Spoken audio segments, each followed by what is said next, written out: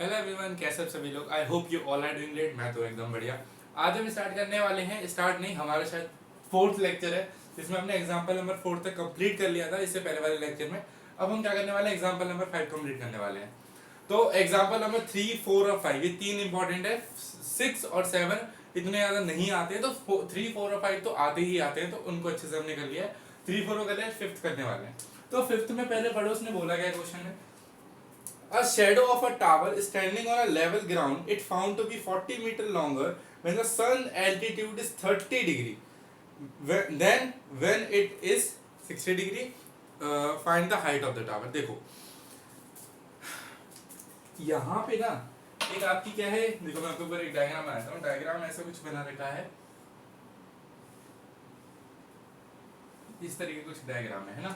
तो यहाँ पर है ए, यहाँ है बी, है ना, और यहाँ पर C है, और यहाँ पर क्या है D है, और यहाँ पे 30 डिग्री एंगल बना रहा है, और यहाँ पे कितना बना रहा है, 60 डिग्री एंगल बना रहा है। और हमें ये वाली जो हाइट है ये निकालनी है टावर की, ये हमें हाइट निकालनी है। अच्छा, और इसमें क्या गिवन है, इसमें हमें बोल रखा है the shadow of the tower standing on a level ground found is ground is found to be 40 metre longer when the sun altitude is 30 degree. जब सन का जो एल्टीट्यूड था वो कितना था, 30 डिग्री था। Then when it is 60 degree. मतलब आपको ये बता रखा है, ये वाली जो डिस्टेंस है ना आपका, ये दे रखा है कितना, 40 मीटर दे रखा है आपको, ये वाला डिस्टेंस 40 मीटर दे रखा है। अच्छा, तो अब इस क्वेश्चन में हमें क्या बना, जब एक सन का एल्टीट्यूड इतना था और जब सन का एल्टीट्यूड इतना हो गया, तो इसमें कितना डिफरेंस आ गया, 40 मीटर का डिफरेंस आ गया। अब आपसे क्वेश्चन में ये पूछ रहा है कि ये जो हाइट है इस टावर की, वो हाइट बताओ कितनी होगी। तो इसको हम कैसे निकाल सकते हैं, हमें तो पहली बात तो ये वाली भी नहीं पता, इसको हम x मान लेते हैं, ये भी हमें निकालना पड़ेगा। क्यों निकालना पड़ेगा, मैंने इससे पहले वाला जो लेक्चर था उसमें हमने शायद फोर्थ वाला जो हमने एग्जांपल करा था, उसमें हमने दो ट्रायंगल लिए थे, जिसमें दो ट्रायंगल बने थे, एक छोटा ट्रायंगल एक बड़ा ट्रायंगल, जिसमें हमने एक बिल्डिंग ली थी, उसके ऊपर एक फ्लैग स्टेप था। तो फ्लैग स्टेप की जो निकालने के लिए हम क्या कर रहे थे, फ्लैग स्टेप का जो हमारा हाइट था, हमने क्या करा था, पहले हमने बिल्डिंग की हाइट निकाली थी, उसमें ऐड करी थी किसकी, जो हमारा फ्लैग स्टेप था उसकी हाइट ऐड करी थी, नहीं करी थी। लेकिन यहाँ पे इसमें क्या है, यहाँ पे ये वाले डिस्टेंस नहीं गिवन है, हमें यहाँ पे दो चीजें निकालनी है। वहां पे एक चीज निकालनी थी, लेकिन यहाँ पे दो चीजें निकालनी है। क्या, एक तो ये भी निकालना पड़ेगा, एक ये भी निकालना पड़ेगा। ये क्यों निकालना पड़ेगा, अगर मैं छोटा वाला ट्रायंगल लूंगा उसमें परपेंडिकुलर अपॉन बेस लगेगा। अब परपेंडिकुलर भी नहीं है ना बेस है, तो मेरा काम नहीं चलेगा, क्योंकि एक एंगल और एक साइड होना बहुत जरूरी होता है, और यहाँ पे दोनों साइड नहीं दे रखी है और एक एंगल दे रखा है, तो मेरा काम नहीं बन पाएगा। तो मुझे कुछ ना कुछ थ्योरम लगा के मुझे क्या करना पड़ेगा, मुझे इस x की वैल्यू फाइंड आउट करनी पड़ेगी। उसकी उसकी मदद से मैं क्या करूंगा, इस हाइट की जो वो है, हाइट है जो, वो निकालूंगा। ठीक है,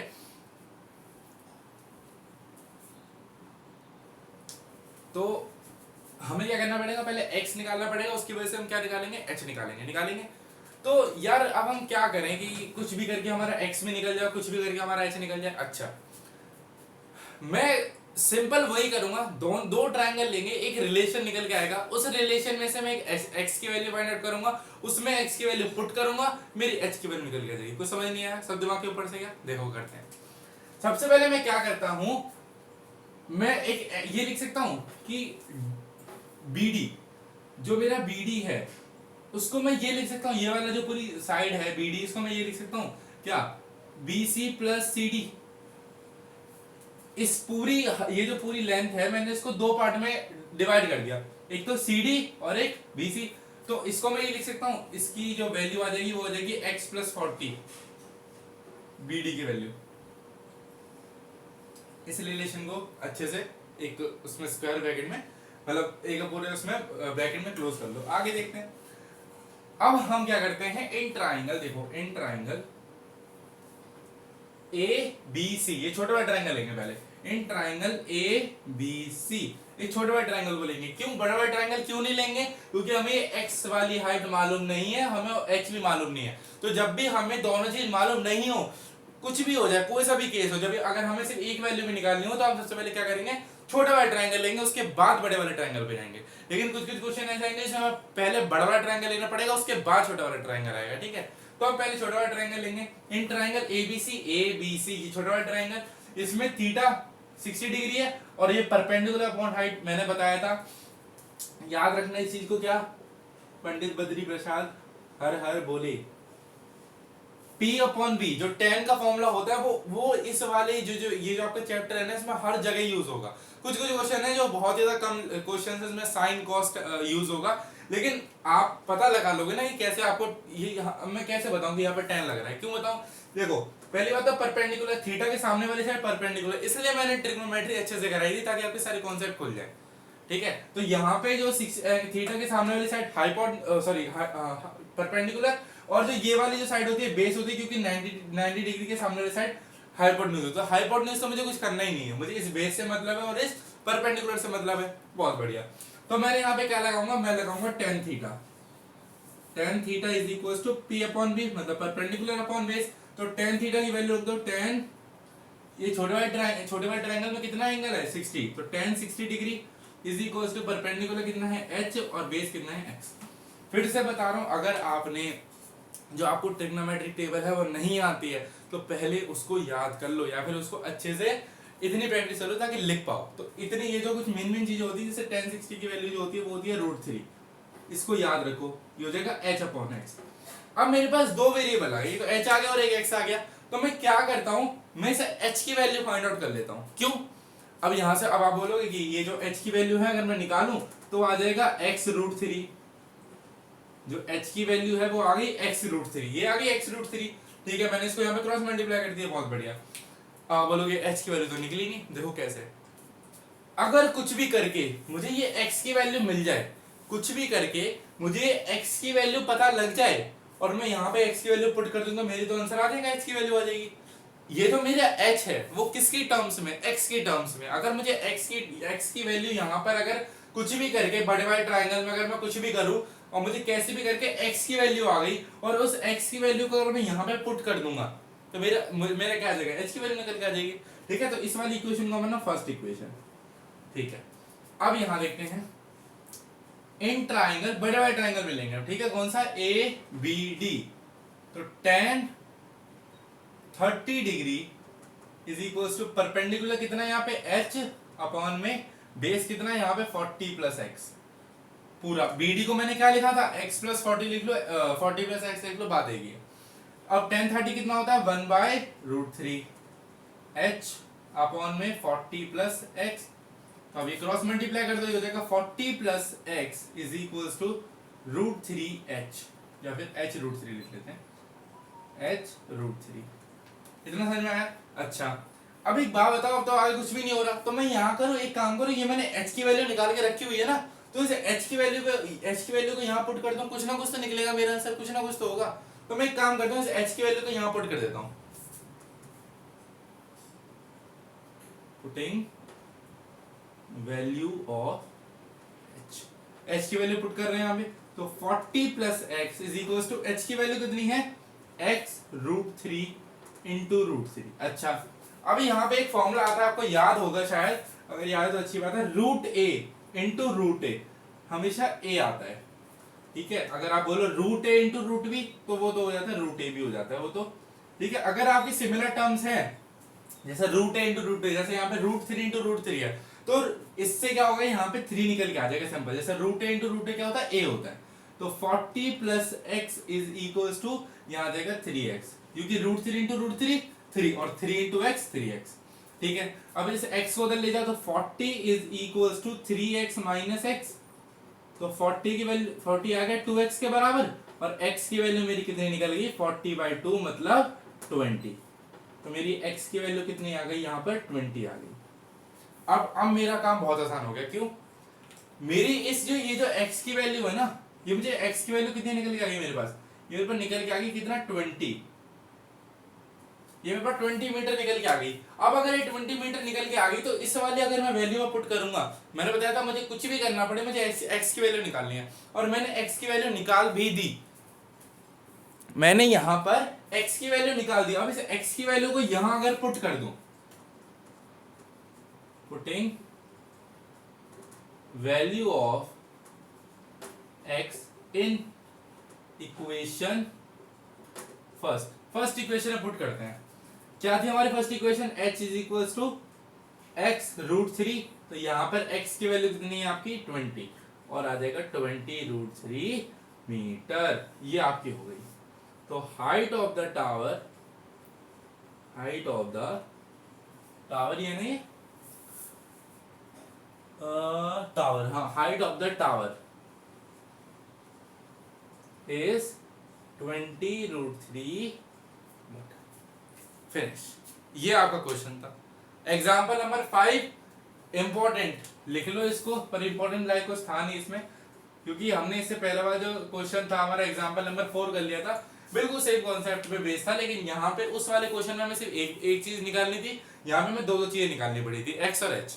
ठीक है, तो अगर ऐसे क्वेश्चन करेंगे तो हम क्या करेंगे, किसी को एक की टर्म्स में निकाल लेंगे। जैसे मैंने एच को एक एक्स की टर्म्स में निकाल लिया था, मैं अब यहाँ पे पता मैं क्या कर सकता था, मैं यहाँ पे x की वैल्यू निकाल सकता था। क्या, अब मैं अगर यहाँ पे x की वैल्यू निकाल दूं h/√3 और फिर मैं यहाँ पे कहीं x की वैल्यू अगर पुट करूं तो जब भी आंसर मेरा यही आता है 20√3, और इसमें रेफरेंस करना पड़ता, वो बहुत ज्यादा एक वो हो जाता, लंबा प्रोसेस हो जाता, तो वो हमें करना नहीं है। तो यहाँ पे h की वैल्यू कितनी आ गई, x√3 आ गई, सिंपल। ठीक है, और यहाँ पे मैंने फिर क्या करा, x की वैल्यू निकाली और मैंने यहाँ पे पुट करा x की जगह पे, तो हाइट निकल के आ गई मेरी कितनी, 20√3 मीटर, और ये हाइट ऑफ द टावर मेरी कितनी निकल गया, 20√3 मीटर। ये आपका आंसर है। ठीक है, चलो इसको फिर आप स्क्रीनशॉट नोट डाउन कर लो। ठीक है, तो ये वाला क्वेश्चन देखते हैं। इस वाले क्वेश्चन में हमें क्या बोल रखा है, इस वाले क्वेश्चन में, क्वेश्चन पढ़ता हूँ मैं एक बार, क्वेश्चन पढ़ के बताता हूँ। हम एक्सरसाइज 9.1 स्टार्ट कर रहे हैं, अपना क्वेश्चन नंबर 1 है हमारा ये। ठीक है, क्या है, क्वेश्चन नंबर 1, क्वेश्चन नंबर 1 है। ठीक है, अब क्वेश्चन नंबर 1 क्या बोलता है, देखो, a circus artist is climbing a 20 metre long rope. ये एक 20 मीटर लॉन्ग रोप है जिसपे वो क्लाइंब कर रहा है, which is tightly stretched and tied from the top of a vertical pole to the ground. Find the height of the pole if the angle made by the rope with the ground level is 30 degree. मतलब कोई भी एक circus का artist है, वो इस पे चढ़ रहा है, और ये जो रोप है बहुत टाइटली एक जो ग्राउंड पे बांधी हुई है, और एक क्या है, एक टॉप पे पकड़ी हुई है, मतलब बांधी हुई है। और ये वाली हमें क्या निकालनी है, ये हाइट निकालनी है फ्रॉम द ग्राउंड। ये वाली जो हाइट है ना, ये हम इसको h मान लेते हैं, एच ही ले लेते हैं। चलो, ये वाली जो हाइट हमें ये निकालनी है कि कितना ऊपर गया है वो। अच्छा, तो अभी तक जैसे हम करते हुए आ रहे हैं वो सारे क्वेश्चन इसमें होंगे। देखो, हमें पहले लिख लेते हैं गिवन हमें क्या क्या है। हमें AC गिवन है, AC हमें कितना गिवन है, 20 मीटर। ठीक है, हमें क्या निकालना है, हमें AB फाइंड आउट करना है, और हमें थीटा जो गिवन है, मतलब अभी, अच्छा ये बताओ, ये एंगल ऑफ एलिवेशन है, एंगल ऑफ डिप्रेशन है, बताओ, एंगल ऑफ एलिवेशन है या फिर एंगल ऑफ डिप्रेशन है। हमने पढ़ा था एंगल ऑफ एलिवेशन मतलब ऊपर, एलिवेशन मतलब ऊपर। अच्छा, ये ऊपर एंगल बन रहा है ना, ये कुछ इस तरीके जा रहा है ऊपर की तरफ, लेकिन ये नीचे की तरफ जा रहा होता तो ये क्या होता है, एंगल ऑफ डिप्रेशन होता। ठीक है, तो एंगल ऑफ एलिवेशन है, बहुत बढ़िया। तो यहाँ पे जो थीटा की वैल्यू हमें गिवन है, वो थीटा हमें कितना गिवन है, 30 डिग्री। अच्छा, अब मुझे ये बताओ कि इन ट्राइंगल ABC, इसमें अब कौन सा वाला जो आपका ट्रिग्नोमेट्रिक रेशियो वो कौन सा लगेगा, sine, cos, tan, cosecant, secant और कॉट। ये कोसिकेंट, सीकेंट, कॉट तो बहुत ही कम लगने वाले, साइन, कॉस, टेन ही लगेंगे मेनली। अच्छा, इनमें बताओ, इनमें क्या लग सकता है, फिर से देखो, इसमें गिवन देखो क्या क्या है, हमें क्या निकालना है और हमें क्या गिवन है। यहाँ पे दो कंडीशन होंगी आपके पास, आपको दो चीजें गिवन होंगी, एक तो एंगल और एक हाइट। एक एंगल या फिर एक दोनों में से जो, क्योंकि देखो हमने साइन, कॉस, टेन की जो फॉर्मूले पढ़ रखे हैं वो हमने P/H, P/B और B/H यही हमने पढ़ रखे हैं। तो इन्हीं के बेसिस में हम क्या देगा, हमें एक एंगल गिवन देगा और एक हमें साइड गिवन देगा, है ना। तो उसकी वजह से हमें क्या निकालना पड़ेगा, दूसरी हाइट निकालनी पड़ेगी। सिमिलरली केस यहाँ पे भी है कि हमें क्या दे रखा है, AC हमें दे रखा है 20 मीटर, और हमें AB क्या करना है, AB हमें निकालना है, AB हमें निकालना पड़ेगा। तो कैसे निकाल सकते हैं, अच्छा यहाँ पे हमें क्या निकालना है, परपेंडिकुलर निकालना है, क्योंकि थीटा के सामने वाली साइड परपेंडिकुलर, तो परपेंडिकुलर निकालना है, और ये 90 डिग्री के बिल्कुल सामने वाली साइड है, मतलब 20 मीटर, ये कौन सी होगी, हमारी हाइपोटेन्यूज। मतलब हमें क्या निकालना है, हमें परपेंडिकुलर निकालना है, और हाइपोटेन्यूज हमें क्या है, 20 मीटर गिवन है। अच्छा, ऐसा कोई रेशियो है जिसमें P और H आते हो, पहला ही है साइन कॉस साइन, देखो पंडित बद्री प्रसाद हमें बोले इसको याद रखना। ठीक है, तो ये पहला वाला ही आ गया P/H, और तो किसी में दिख नहीं रहा आपको, P/H दिख रहा है, तो P और H दोनों आ गए, तो यहाँ पे क्या लगेगा, यहाँ लगेगा sine theta. Sine theta is equal to perpendicular upon hypotenuse. तो साइन थीटा, अब थीटा की वैल्यू कितनी है यहाँ पर, थीटा की वैल्यू है 30 डिग्री, और परपेंडिकुलर हमें निकालना है, मतलब परपेंडिकुलर मतलब क्या, हमने h माना है, उसको h हमें निकालना है, तो h लिख दो यहाँ पर। हाइपोटेन्यूज से कितना गिवन है 20। अच्छा अब साइन 30 क्या होता है, साइन 30 होता है क्या 1/2, साइन क्या होता है, साइन 30 क्या होता है 1/2 और h/20। तो यहां से जो हमारी h की वैल्यू निकल के आएगी, इसको क्रॉस मल्टीप्लाई कर दो, h की वैल्यू निकल जाएगी, हो जाएगी 20/2 मतलब 10। तो हाइट जो है, हाइट कितनी आ गई 10 मीटर निकल के आ गई। सिंपल, ये हमारा फर्स्ट क्वेश्चन था, कितना इजी क्वेश्चन था। इसी तरीके से हमें क्या निकालना, दूसरा वाला क्वेश्चन है वो भी करते हैं अभी। ठीक है, हमें देखना पड़ेगा, हमें सबसे देखो सबसे ज्यादा तकलीफ कहाँ आती है, सबसे ज्यादा प्रॉब्लम आती है कि हमें देखना है कौन सा ट्रिग्नोमेट्रिक रेशियो यहाँ पे लग रहा है। अब ट्रिग्नोमेट्रिक रेशियो अगर बाय मिस्टेक ये बेस अपन हाइपोटेन्यूज लग जाता तो यहाँ तो बिल्कुल कहानी पलट जाती, बिल्कुल की बिल्कुल। ठीक है, तो हमें ये देखना ही हमें कौन सा पहले ट्रिग्नोमेट्रिक रेशियो लगाना है, क्योंकि हमें देखा कि परपेंडिकुलर हमें निकालना है और हाइपोटेन्यूज हमें गिवन है, तो मैं बेस का करूंगा क्या, बेस को छोड़ दो, क्योंकि मैंने क्या बताया दो चीजों की जरूरत पड़ती है, एक तो ये कोई सी भी साइड ले लो, तीनों ट्रायंगल में से दो साइड की इंपॉर्टेंस होती है और एक एंगल की एक एंगल हमें चाहिए होता है, रिक्वायरमेंट होती है इतनी, बस इनफ। ठीक है, तो परपेंडिकुलर पर हाइपोटेन्यूज साइन लगता है, तो साइन में लगाया, साइन थीटा क्या होता है p/h, मतलब परपेंडिकुलर पर हाइपोटेन्यूज।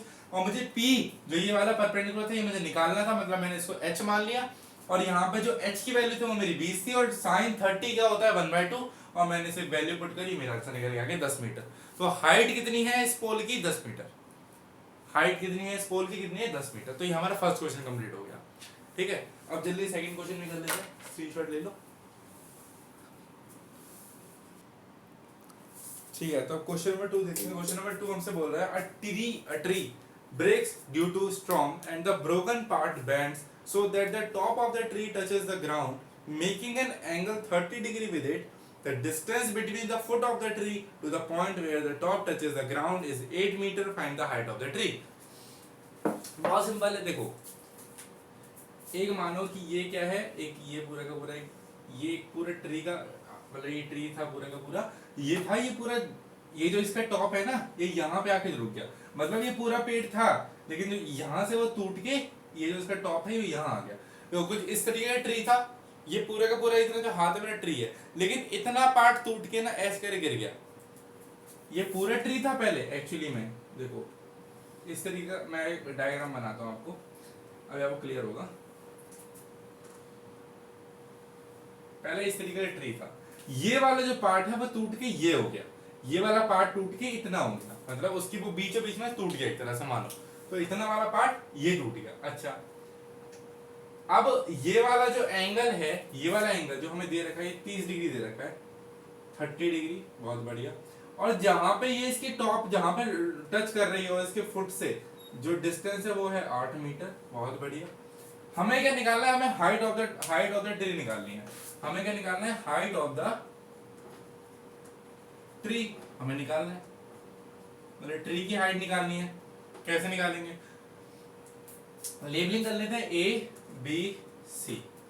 अच्छा तो सिंपल, ये वाली हाइट निकालनी है तो इसको ले लो, एक्स ले लो, इसको एक्स ले लिया हमने। ठीक है, तो in triangle A B C, अरे यहाँ पे कौन सा लगेगा, यहाँ पे लगेगा 10, क्योंकि देखो हमें क्या निकालना है, परपेंडिकुलर निकालना है, बेस गिवन है, तो यहाँ पे p/b लगेगा।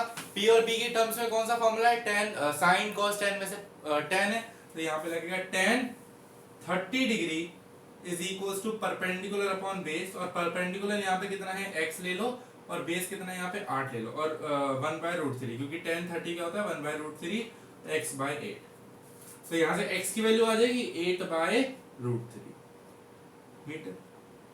तो हाइट तो निकल गई हमारी, हाइट पूरी निकल गई, देखो अपने हाइट पूछी थी, हाइट निकाली, तो 8/√3 मीटर। आंसर तो ये होना चाहिए, लेकिन आंसर क्या है, आंसर है हमारा 8√3 मीटर। ये क्या हो गया, गलत तो नहीं कर दिया हमने, फिर से देखते हैं एक बार।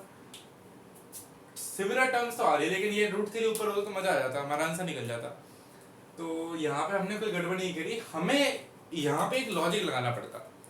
यहाँ पे हमें लॉजिक लगाना है, क्या लगाना है कि यार एक पूरा ट्री था ना, जैसे मानो ये पूरा का पूरा एक ट्री था, समझो ये पूरा का पूरा क्या था, एक पूरा ट्री था, हवा चली, ये वाला जो पार्ट है इसका ये टूट के कुछ इस तरीके से गिर गया।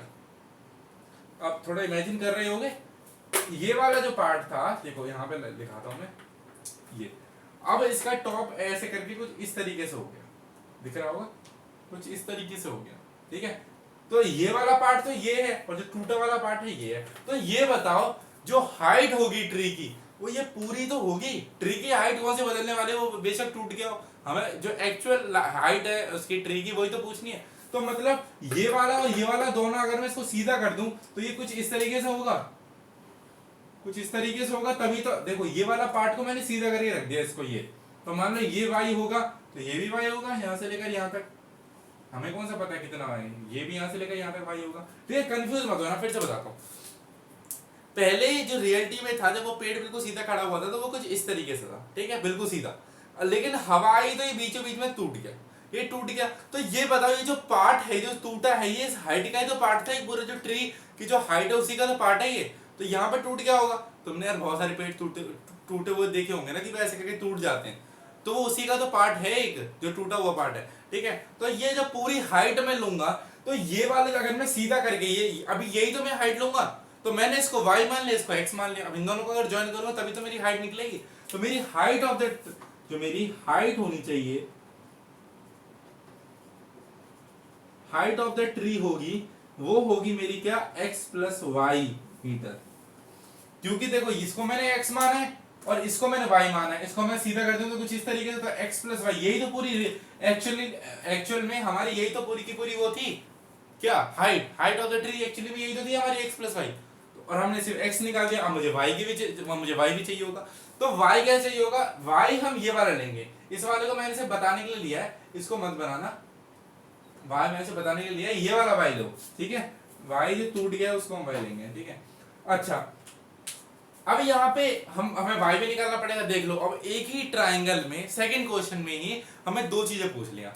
एक ही ट्राइंगल में, सेम ट्राइंगल में, जिसमें एक थीटा एंगल भी हमारा थीटा सेम है 30 डिग्री, उसमें x भी निकलवाएगा, इसमें y भी निकलवाएगा। अब y कैसे, देखो ये दोनों x y है, तो इनमें से मुझे कोई टर्म मिलेगी नहीं, वैल्यू मिलेगी नहीं। तो यहाँ पे मुझे इसका काम आएगा, ये बेस में चाहिए होगा। और ये क्या है, ये जो y है, ये y क्या है मेरा, हाइपोटेन्यूज है 90 डिग्री के सामने वाली साइड, हाइपोटेन्यूज। तो हाइपोटेन्यूज और बेस, अच्छा हाइपोटेन्यूज और बेस मतलब b अपॉन h किसका फॉर्मूला होता है, b upon h, b upon h, b upon h किसका फॉर्मूला होता है, b upon h, b upon h cos का फॉर्मूला होता है, cos का फॉर्मूला होता है क्या, b अपॉन h। बहुत बढ़िया। तो यहाँ पे देखते हैं, यहाँ हम क्या करते हैं, हम ये बात सेम ट्राइंगल लेंगे, इन ट्राइंगल, फिर से इन ट्राइंगल ABC सेम। यहाँ पे हमारा क्या लग जाएगा, अब यहाँ पे हमारा है cos theta is equal to b upon h, क्योंकि बेस गिवन है और हाइट गिवन है। बहुत बढ़िया। तो cos 30 डिग्री है यहाँ पे, 30 डिग्री, ठीक है। और यहाँ पे हाइट, बेस कितना है 8, और हाइट कितना है यहाँ पे y, ठीक है। अच्छा cos 30 क्या होता है, जल्दी बताओ, cos 30 क्या होता है, याद होगा, बताओ cos 30 क्या होता है, cos 30 होता है √3/2 इज इक्वल टू y, नहीं 8/y। अच्छा y की वैल्यू यहाँ से क्या आ जाएगी, y की वैल्यू यहाँ से आ जाएगी अभी क्या, इसको यहाँ भेजो, इसको यहाँ भेजो, ये हो जाएगा 16√3, नहीं ये हो जाएगा 16/√3। कैसे, y को मैंने इधर भेजा, देखो यहाँ करके दिखाया था, कंफ्यूज मत हो ना बिल्कुल भी, बस कंफ्यूज होना यहाँ पे वो नहीं है सही।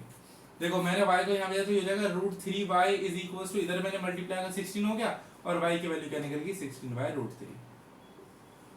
अब मेरे पास x की वैल्यू भी आ गई, मेरे पास y की वैल्यू भी आ गई, तो मेरी हाइट ऑफ द ट्री निकल जाएगा, बिल्कुल निकल जाएगा।